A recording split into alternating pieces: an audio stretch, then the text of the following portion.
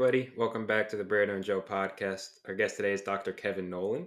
He received his Ph.D. in IO psychology from Bowling Green State University and currently works as a professor at Hofstra University, actually one of our professors.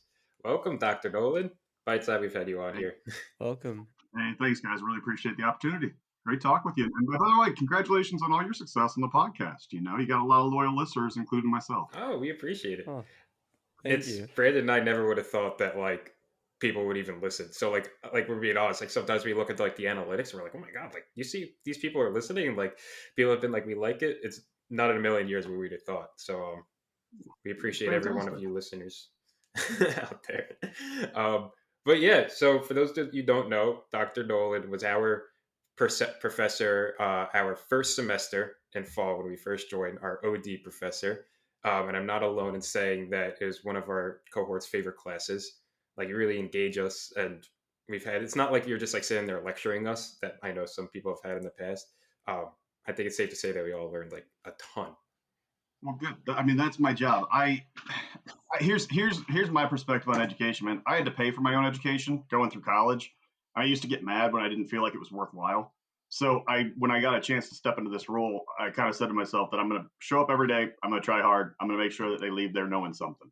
Right. So that's my approach.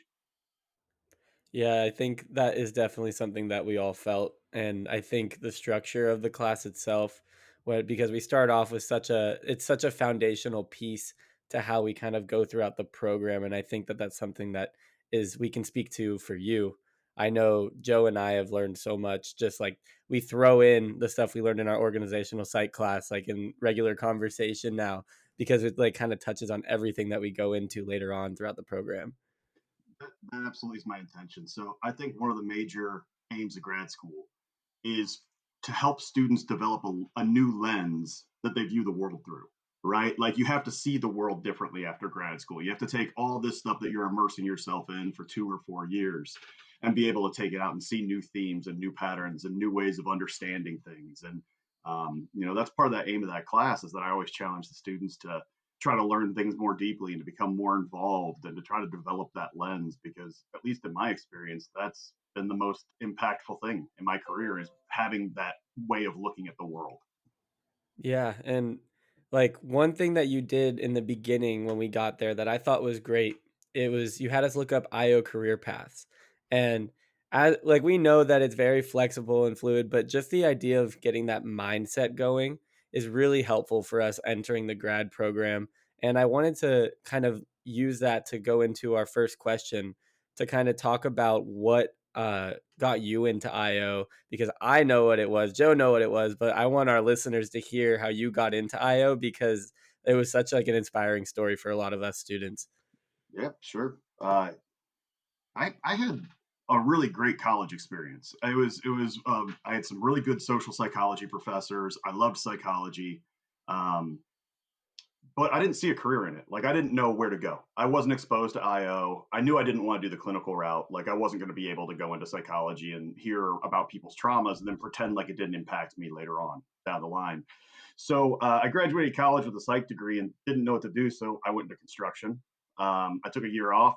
I was doing electrical construction and pretty much working all around South Chicago. I'd be on the rooftops putting in HVAC controls and going into auto zones and doing lighting. And, every time I went to any of these places, there was just these common themes that emerged where everybody thought their boss was stupid and everybody thought that they could run the place better and that work could be better. And, you hear that over and over and over again in every different setting you go to. And I started kind of get that mindset, like, oh wait a minute, maybe I want to do something in this area. Maybe I want to do something to make like people's work experiences better. And it reminded me of just an awesome opportunity I had as an undergrad to study abroad in Scotland. And I had a faculty member there who never introduced herself as an IO psychologist. In fact, I don't think she would even call herself that today. I think they call themselves work psychologists. But it was a course that it wasn't an IO psychology course. It was like 3 different disciplines in psychology, and you got a couple weeks to learn about each. And I just remember her talking about working in the offshore oil rigs for Shell. And it was about putting psychology into work. And I said, I'm going to look her up and see what her background was. And that's where I learned about IO psychology. And then from there, I was like, I'm going to go into this field. Um, I didn't know like I wanted to get a PhD. I just thought I wanted to go get a master's degree and be able to go out and help people. And when I got to IUPUI, where I did my master's, I mean, I just got really lucky. I had the best faculty. They were amazing. I had an advisor and Dr. Crystal Harold, who got me involved in doing research, and had an awesome program director in John Hazer, and just this lady who was an amazing mentor, Jane Williams. And like, I just fell in love with that field, man. I felt like I could make an impact, and it got me into it, and it got me into a career that I didn't know I was going to find. Right? Like, I didn't know I was going to find this field. I didn't know I was going to love it. I didn't know I was going to be able to have this big impact on people's work lives, and it's been good. It's been enjoyable. I like the part of the story where you're like, I graduated, didn't really know what I wanted to do, went to construction, and then through that you realize that you're like, hey, some people don't really like work. How can I help that out? Um, it's a common theme that I feel like as Brandon and I talk to more guests, we hear that story how people took a gap year, went into the work field, and then realized people don't like work, and then had that like epiphany, like how could I help that? And it's such a great theme because I know some people feel lost after they graduate and they're like, what do I do? And it's harder to go back to school after you've kind of taken that break. And then now having IO being like such a prevalent field is growing, it's kind of like a great stop for people to look at and be like, oh, this is like something I can do after being in the work field for a little bit. It's really interesting. I mean, I completely agree. I think it was your all's cohort when you came in for orientation, and maybe like when I asked everybody what got you in the field, what do you want to do? I think like 75, 80% of the people were like, burnout. It's burnout. I got to study burnout in today's world. I went and I worked for a little bit. It's too much. I got to figure out how to do this. Right. And I think that's those work experiences, those opportunities to see what people's lives look like after college are really important for shaping, a lot of biopsychologists' goals for their career. Like, I think that it's interesting too because I remember when our whole cohort was saying the whole burnout thing, but then I came and I sat in on the first years this year, and everybody had a completely different perspective, and it's just so interesting to me how quickly IO can kind of pivot. And as a professor who's in the grad program, have you seen that, like, as different, cohorts come in? Do you see, like, different trends as they come in and come out? Yeah, but the trends that we're seeing are all trends that are related to whatever's happening in the current workforce. When I got into the field, there was a lot of stuff with hiring, so I was into the hiring stuff. Right, there was big decisions about selection, and we saw it even in like colleges. Right, there were big decisions being made about whether or not you could consider race in decisions to go to med school and things like that. Um, so in my cohort, there's a lot of people interested in that. And then when I came to Hofstra, I think the first big wave of interest was OHP, right? So people getting into stress and understanding stress. And then after that, DEI became really big. And I think DEI still is big, right? It's got a lot of focus right now.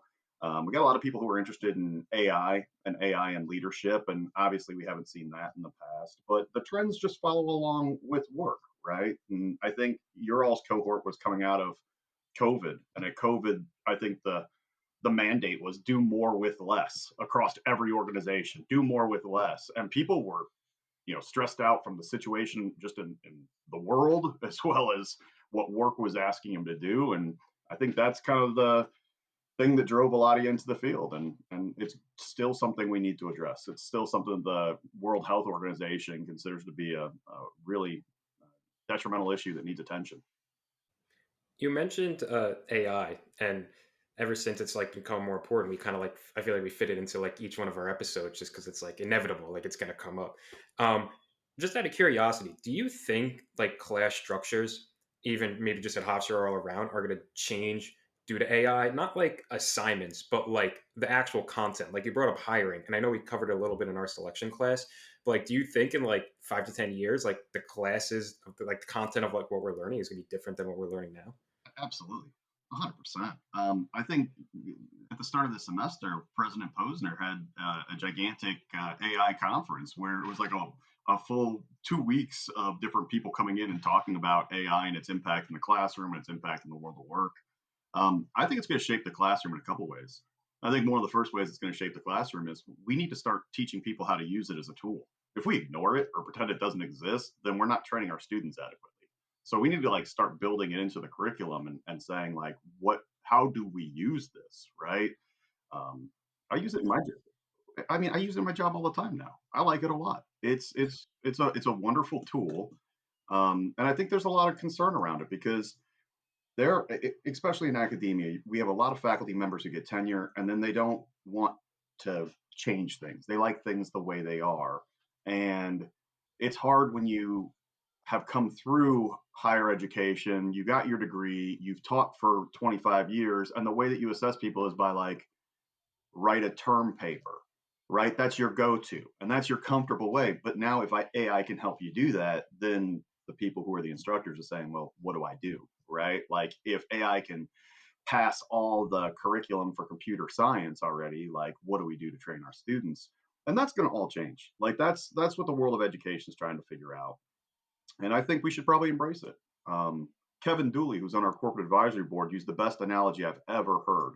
He said, getting mad at AI or being afraid of AI is like when the bulldozer first came around. Nobody got mad at the bulldozer for being able to push more dirt than a human being could. We all recognized that bulldozers were valuable, but it also created this whole line of work where you had to figure out how to control it, be a heavy machine operator. And that's what we need to do. We need to start training our students to be heavy machine operators because, you know, we have more data now than ever before. We have more dirt to push around than ever before. We need new tools, and I'm not going to get mad at those tools, and I'm not going to be scared of them. But it is a learning curve. Like there's going to be a lot that we have to figure out in the future. And 10 years from now, I'm going to back that up and say 5 years from now, we're going to see major differences. Yeah, those things happen exponentially. Like I just think in terms of technology, it's going to happen so fast. And sometimes in academia, we see a trend where you have to see it change for a little longer before it changes in academia, which makes sense because it's like we want to make sure that this sticks before we completely alter and shift how we're teaching the minds of people who are entering the workforce. But I wanted to kind of also pick your thoughts on just the use of that in work. So for example, like Joe and I always speak to using AI and we're like, okay, it's a tool that we need to know how to use because if I'm not using it, somebody else is and they're going to either get the job or get the promotion or something in those lines. But in like a school sense, it's probably a little different, but from like a work sense, what do you think on that perspective? From a work sense, yeah, it's a really interesting place right now with work. I still think we need the human oversight.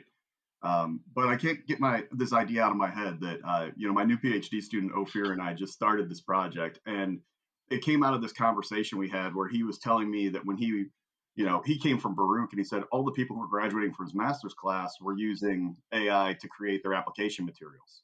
Right, everybody's using it to make a cover letter or to update their resume to make it specific for the job they were applying for. And my old PhD student, Jess Rigos, who graduated, was talking about kind of like this AI and hiring. And I kind of got in my head, are we at a point where like AI is hiring AI? Like we're using AI to create application materials, and then we're using AI to screen those application materials. And at the end of the day, are we getting anybody good that's coming in, or are we just having AI hire AI? So that's what Ophir and I are working It's on. a We got good a quick point. little study where we're looking at that. But I mean, to me, that's the thing that but we got to figure out how to use this thing. We got to have some guardrails around it. I think for a while it's going to be a little bit of a rough road. There's going to be a lot of work redesign. There's going to be a lot of things that are changes. I think it's got a lot of potential to do a lot of good. It's got a lot of potential to do a lot of bad, but we'll navigate it. I want to challenge your point before, and it might be a loaded question, so if it doesn't make sense, just let me know. But because AI, especially in like this industry at school, is super interesting. And you said like when the bulldozer came, and we had to figure out how to use the bulldozer, you had to learn how to use this new tool. At what point is it different though? Because AI is evolving at such a rapid race. Uh, like the bulldozer came out, and then we've been using it for a while. AI comes out, and then in a couple months, a new AI comes out. We have to learn how to use that.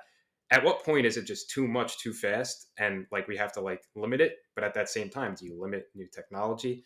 Um, is it So, become just like a rapid problem? yeah, so I'm not an AI expert in this, but kind of my thought is that I think the value of grad school and some of the stuff that we try to put into grad school is the ability to learn and the ability to be a critical thinker. And I think as long as you're a good learner, you know how to learn. And as long as you can think critically about what's being done in the context, AI can keep evolving, but we need people who can evolve with it. And maybe that becomes one of the most valuable skills to the workforce is, are you somebody who's adaptable, can learn quickly, can adopt new technology and use it for good, right? I think that might become more and more important because you're right. This is just going to keep moving, and I think it's going to keep moving faster and faster, right? Don't technologists talk about like the singularity, like everything is moving fastly in a direction to where it's all going to kind of come together into a confluence of computer run world kind of stuff. But boy, we still need people behind the wheel. Very true. And talking about people being behind the wheel, I'm going to use that as a segue into one of our other topics, um, flow. So we had Jared on this podcast. He was our very first guest, and we got to discuss flow theory with him and all the work that he's done with it. He did that work with you. So we would love to hear just kind of like what led you to doing research in flow and kind of like where that is sitting now and what that research looks like. First of all, a big congratulations to Jared, who just became a dad. You know, that's Yep. Congrats. fantastic for him. Welcome to the club. Um, how did I get into it with him? I was the director of the Ph.D. program at the time, and we had this guy coming into the program who everybody looked at and said, "This guy's talented. He's motivated. He's going to be a good student, but he wants to study flow. Who's going to take him?" And at the point, I was like, "All right, I'll have a conversation with him." And I remember our first conversation about it. He came in and he was just, I mean, so passionate about it, so knowledgeable, so passionate about it. And I was like, all right, I really have not studied this before. Can you, walk me through it? What is it? And he's describing the state. He's like, oh, you have this really narrow attention and you're in it and you ignore distractions. And, sometimes when you're in it for so long that you come out and you don't even know what time it is. And I'm sitting there, I look at him and I go, Jared, I don't think I want to work with people who are in flow. And he was like, what do you mean? Flow is great. And I was like, no, like, I don't think I want to work with people who are in flow, man. It might be great for some things, but like, what happens when you have a bunch of stuff to do and you get lost in one and then you neglect all your other responsibilities because you didn't think about the time? And I remember we had like an hour long conversation where at the end of it, we both went and researched this idea of, can flow be bad for work? And then our very first study together was built on the work of some people called Wilson and Moneta, I think is how you pronounce the names. But they were doing stuff about metacognitive beliefs about flow and whether flow is something you can control and whether flow is good for certain behaviors. So, how do we think about the state, right? But they hadn't really looked at it with work.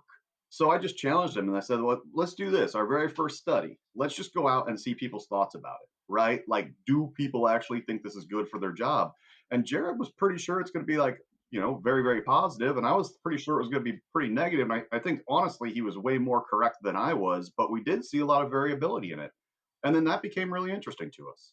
So we went from this idea of how people think about flow to the idea of limited cognitive resources to the idea of like nudges, and then it built into his dissertation, which I think we did 4 different studies and put that together. And I think my interest in the field is 100% attributable to him and his passion for it and working with him and just what a like motivated, capable student he was. So it was just easy to work with somebody like that because honestly, he was the motor of the projects. He kept all the projects going, and I just came in and provided some of that like scientific backing and threw in little sprinkles here and there. But it's honestly one of my favorite things to study now. I think it's just a fascinating idea. Adam Grant was published in the New York Times, I think last year, saying that maybe one of the remedies for burnout is flow. Can we get people into a flow state? And maybe if we can get them into flow states more often, they'll be less burned out. And we just did, Jared and I and David Cassell and Scott Dust over in, he's at Cincinnati now, and Nick Reyna over at Virginia Commonwealth University, did a study where we got some empirical support for that. Where if we can get people into a flow state, they are less burned out. They're more mindful across things, less stressed. I think that's a really neat place to be. It is a cool topic. We got to cover a little bit in our motivation class and a couple other classes, but it is interesting to learn about. When you have to try to get your employees into that like flow state, do you see a lot of like individual differences between different employees? Like, is it tough to get like employee A into flow state because it's way different than get employee B into flow state, or can you generally do a sort of uh, whatever it is, employee engagement sort of thing, and that gets everyone into that like sort of state? No, it's a really good question. And there's not a whole lot of research on it. So, the projects that we've been on are some of the first ones that have tried to create nudges to get people into flow without having to do work redesign, right? Because a big part of flow is when the challenge level meets your skill level, right? And that's hard to do a lot of times to get people interested in that, where they have immediate feedback, challenge fits skill, they have the attention to focus on things. But we've tried to get some nudges in there to get people into those directions. And those nudges work better for some people than other people. We see that variability in there. And part of the stuff that I think is really interesting about it is they do have some individual difference measures on how easy it is for you to get into flow, right? I was just saying a minute ago that some people think it's better for their jobs than other people's. And if you don't think it's all that great for your job, like if you're a forklift operator and you're like, I don't want to be in flow because I might crash or something, right? Then you might not be in it so much. But there's this other individual difference they call flow prevalence. And it gets into this idea that some people are better able to look at the full scope of work they have to do and figure out what tasks match the level of challenge that they can get, and that some people are better at building their skills up to be at that challenge, right? That's why we had put grit into some of our studies, because grit gets it like, can you develop your skills? So they have this idea that some people are better at looking at their work and saying, this is the right type of work for me to try to set myself up in to get into flow. And then there's a second part where it's like, can you develop your skills in a way that when you meet that type of work and you structure it in that way, you're able to find the state. So there are absolutely some individual differences in there, but we need more research on it. Like, there's really, for a topic that has become so popular in everyday conversation, it's become an idea that people know about. The research on it's pretty sparse compared to a lot of the other parts of our field, and that's what makes it really fun to play around in this area. Yeah, and Joe and I got to learn about flow in our motivation course with Dr. Salter, and just like tying that flow to like the intrinsic motivation, and then also thinking about the idea of time loss when people are in that state and they lose track of time. Because when I first thought about flow in terms of that class, my brain went exactly where yours went, Dr. Nolan, where it's like, okay, like if these people are losing track of time, like work is not just linear like that. Like there's so many different things that you're doing at a time. And I know personally I fall into flow at work a decent amount when I'm like doing creative processes and stuff like that. But then I'm like, I forgot to do three other things that I need to do right now because I was just so focused on getting this project done. I think that what you were speaking to is pretty relevant, Dr. Nolan, about like how flow can be affecting other people. I just want to know what kind of individual differences you might be seeing for others who fall into flow. Like what are some of those individual differences that you saw in the studies so far? You mean stuff that gets people into flow, or individual differences in how they're affected by it? Can I say both? Well, there's a lot we need to explore about what gets people into it, right? And that's the stuff that we did with Jared, the cognitive control model of flow. Um, Partnered with that work that we just did at Exos. We just did that big 4 week study at Exos that I'm flying out there on Tuesday to go present that at a conference with them. We know that there are some things about people, the extent to which they've developed a skill set that's able to meet the challenge, the extent to which they're able to identify work where the challenge meets the skills and they go into it, whether or not they think flow is valuable. And then we have all these other things that are physiological. Like if your body, flow is an effortful state. It's hard to get into, it's hard to stay in there, even though like psychologically, we think it feels effortless and we think being in flow is like an effortless state. Physiologically, our bodies are aroused. If we don't have the arousal, we can't get into flow. And all that science shows that literally we have like hormone changes that bring on that physiological arousal to get into it. So there's a lot of things that we're still trying to chase to figure out how to get there. I think flow is a very elusive state, right? And it's something that we can't always get into when we want to get into it, and sometimes we find ourselves into it when we didn't expect to be into it. And we have lots of individual differences that we need to explore there. On the back end, the stuff that's really interesting is like we're starting to consistently find results with things like engagement, burnout, stress, um, even job performance is going up. It doesn't go up for everybody though.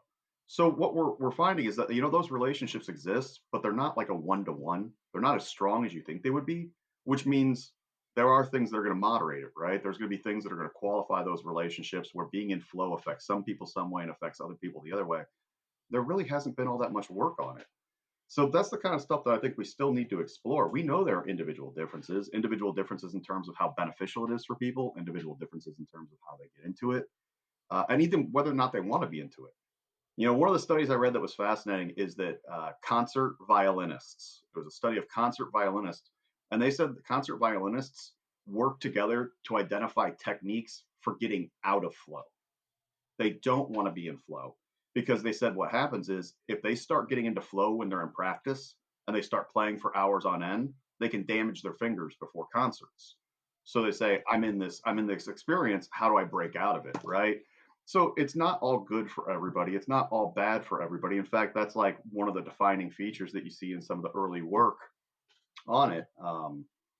But yeah, I mean, it's a really it's an area for a lot of study, and I think it's the time to study it right now because I think people need it. I like that part about violinist. Have you ever seen the movie Soul? It's that like animated Oh Disney yeah, Oh movie. yeah. yeah, And when he's sitting at the piano, I think it's in the beginning, or maybe I forgot what part of the movie. And he's like, you see like the background sort of disappear, and he kind of like enters that flow state. Um, is that like a avenue of research? Because I feel like I always hear like musicians saying they get lost in the music and they like the time goes by. Um, could that be comparable to like flow in uh, the workforce? Like, can flow be compared across different industries, like music, sports, and work? yeah. Like the history of flow is that it wasn't in work. In fact, a lot of people didn't study it at work first. It actually started with musicians, artists, people who did adventure sports like rock climbers. That's where, and I'm going to butcher his name, Chichel Mihaly. Yeah, I'm from Indiana. I've never been able to say anything that isn't one syllable long. Um, Tito Mihai. This is where I need Jared. I need Jared to come in and translate this for me. I did learn how to spell it for all the papers we wrote, but saying it's not my forte. Um, but all that early work was like, why are people doing these activities? And it was this idea that they're autotelic, and by autotelic they mean we do it because we get like satisfaction and fulfillment and development out of them, and that wasn't work, right? That wasn't where they first started thinking about it. But then they brought it over to work. I think one of the first places they brought it over was surgeons, right? You would get surgeons who would go in there and get so engrossed in what they were doing that they would hit the flow state. And then they were like, oh, wow, do people experience this at work as well? And then they did a little bit of more research looking at leisure time activities versus work. And they found that people find it a lot in work. So, like, the work part of it is the second chapter. The first chapter was musicians and artists, and these adventure athletes. That's where the flow started.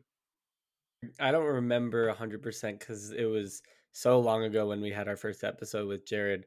So if I ask this question, you can tell me. But I just want to know like what the difference is for, and if you've looked into this at all, for individuals who have like neurodiversity in any sense, like with ADHD or anything around that sphere, because that does change how people focus and whether they might be more prone to fall in or fall out of flow. That's the first thought that comes to my mind. Like, have you seen anything with that?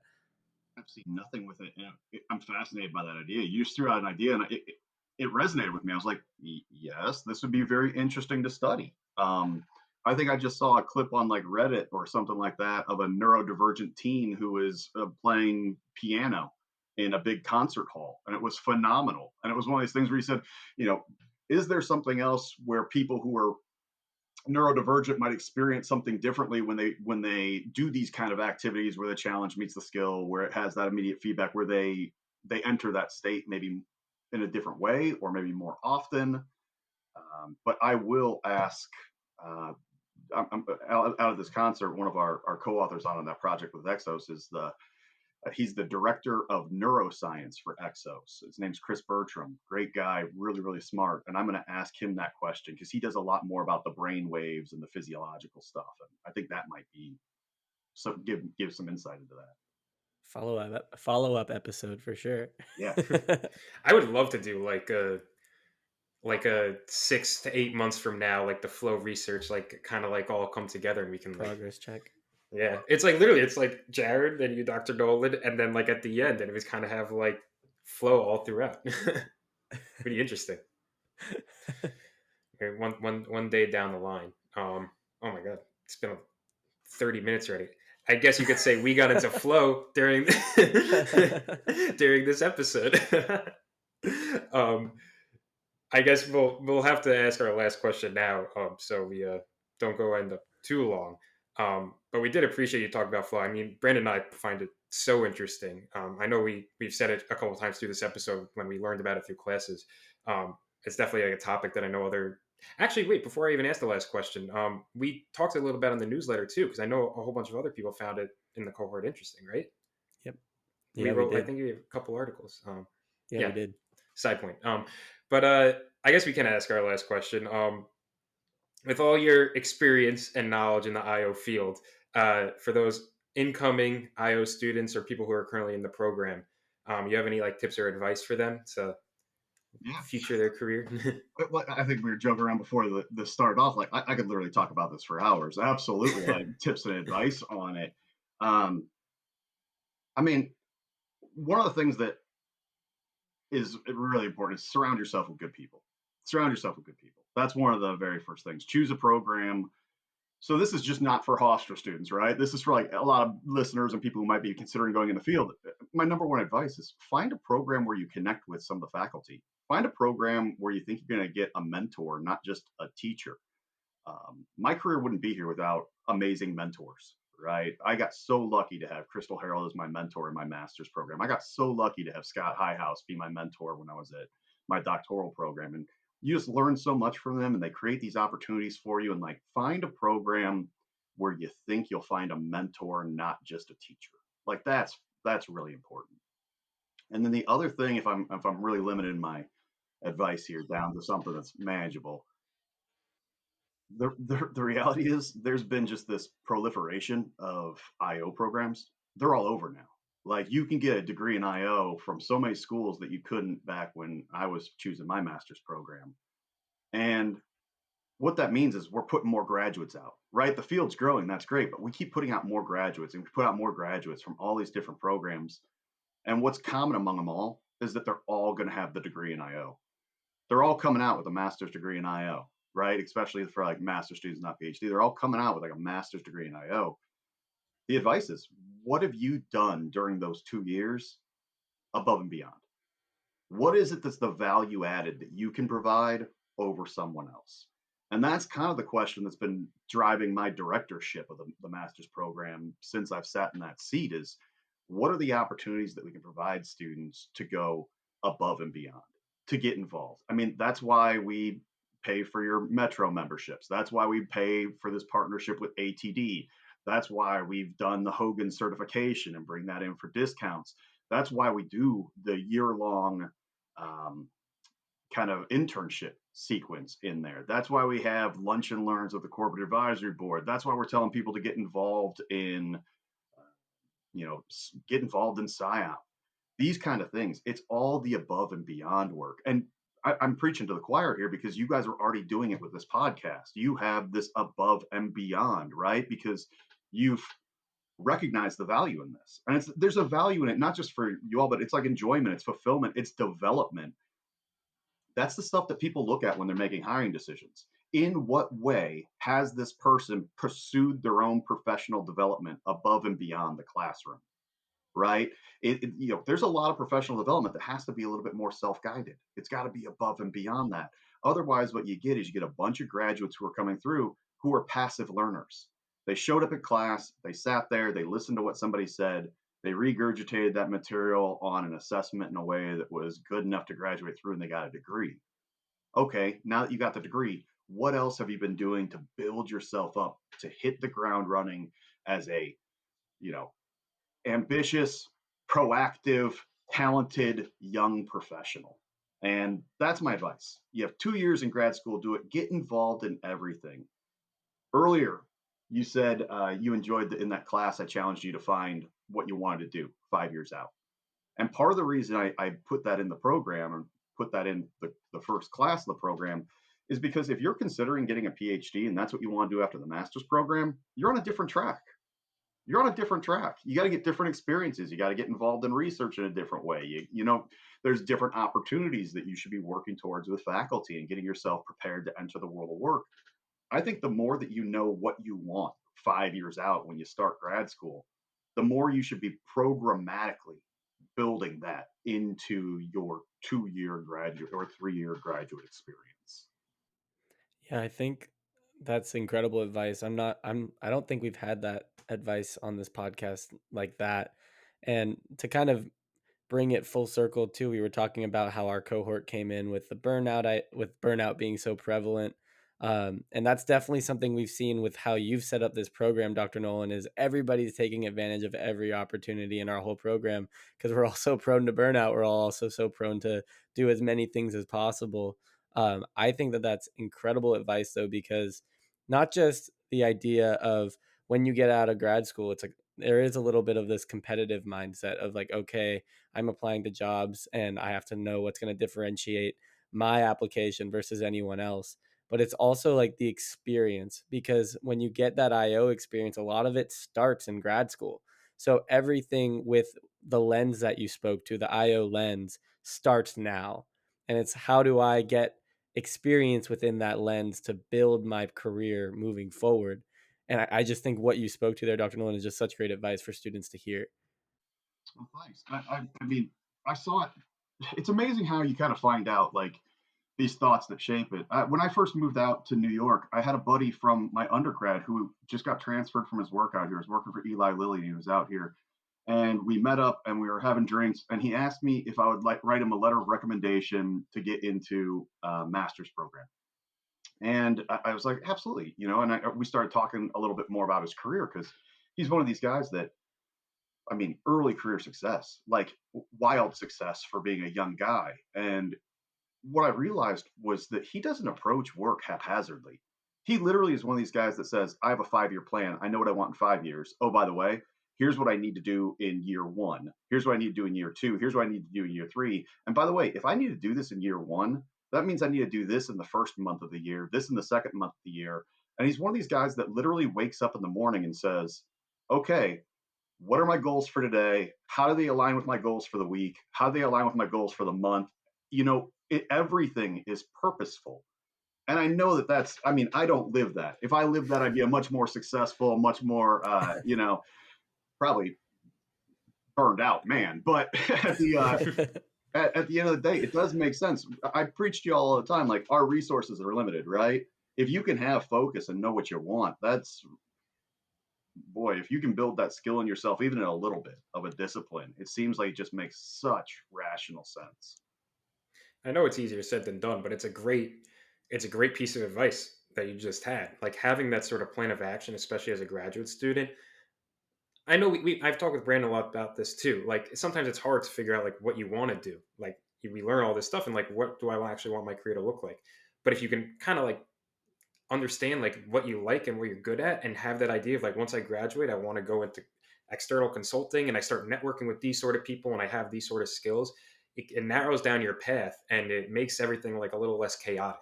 You have that thought in your head and you know like this is what I want to do, this is how I do it.